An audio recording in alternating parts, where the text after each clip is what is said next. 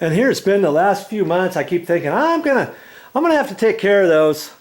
And I've been dreading it, and there it is. It didn't really take me that long to fix it. Now, what am I going to talk about next time? I don't know if this is going to be my next video, but this is a project coming up one of these days soon. Summer's coming, and if you notice, there is no ceiling fan in this bedroom. Not even a light fixture. Can you believe that? So that's going to be an upcoming project. I got to put a ceiling fan up there. Now, how am I going to do that? Well, I've got to get up in the attic. Unfortunately, I can get up in the attic over here. And I'm going to come down to here. Look at that. There's only one light switch in here. And that light switch the wires go over there and control the lights by the bed. So I know there's no wire that goes up here, obviously, because there's no light fixture up there. So what do you suppose I'm going to do? If you've been watching some of my videos, how would you install a ceiling fan in this room?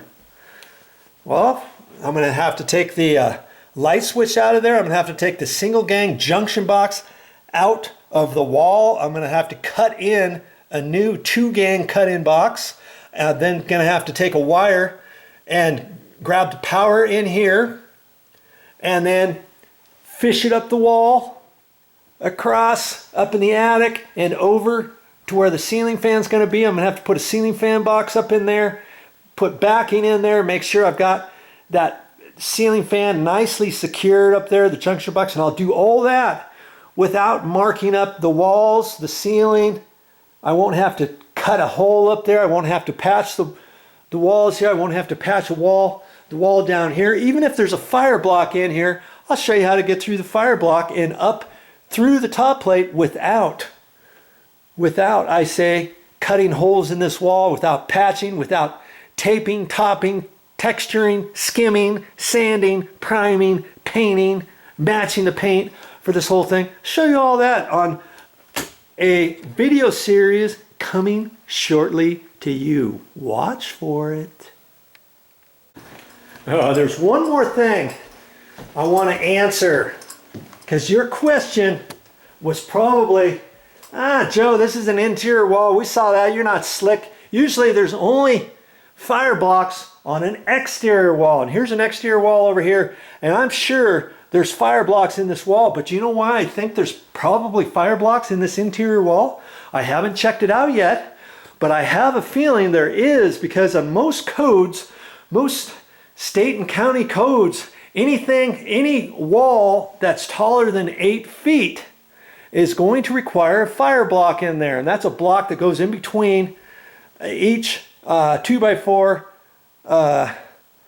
stud sideways in there, so it blocks the fire. If you had a fire inside this wall down here, it could take and get more speed the higher this wall is. So if you got a fire block, it's only going to go up so far, and that's going to kind of stop it from generating more heat and more flames and all that. Maybe the fire department will get here before your whole house burns down, let's say, or your whole bedroom burns down. And the reason why I'm pretty sure this one has a fire block is because these walls are taller than 8 feet tall. If you will remember, the doors that I was working on in the other room, 8 feet tall. These doors here are 8 feet tall. Okay, so I know these ceilings are almost 10 feet tall, and so chances are they went down 5 feet, and they measured down 5 feet. They probably have a row of fire blocks at 5 feet, or they have a row of fire blocks at 4 feet. So that's probably why that's there.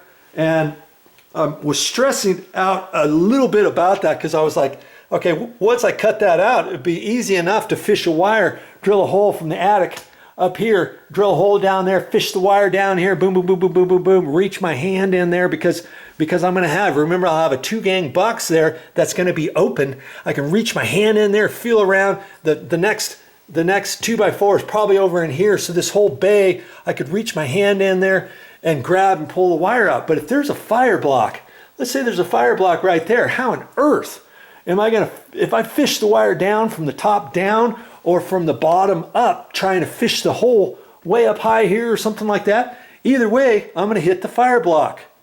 So I'll show you that when I get ready to install this ceiling fan. There's a trick that I will have to do to this particular wall. Have I ever done it before? No. Do I think I can do it? Yes, because I've got the right drill bit for that. Okay? And so that's going to be something else I'll show you on that video series when I get ready to install a ceiling fan in this room. No problem. Well, I hope you learned something. That's all I got for this time. But I'll be back with more videos.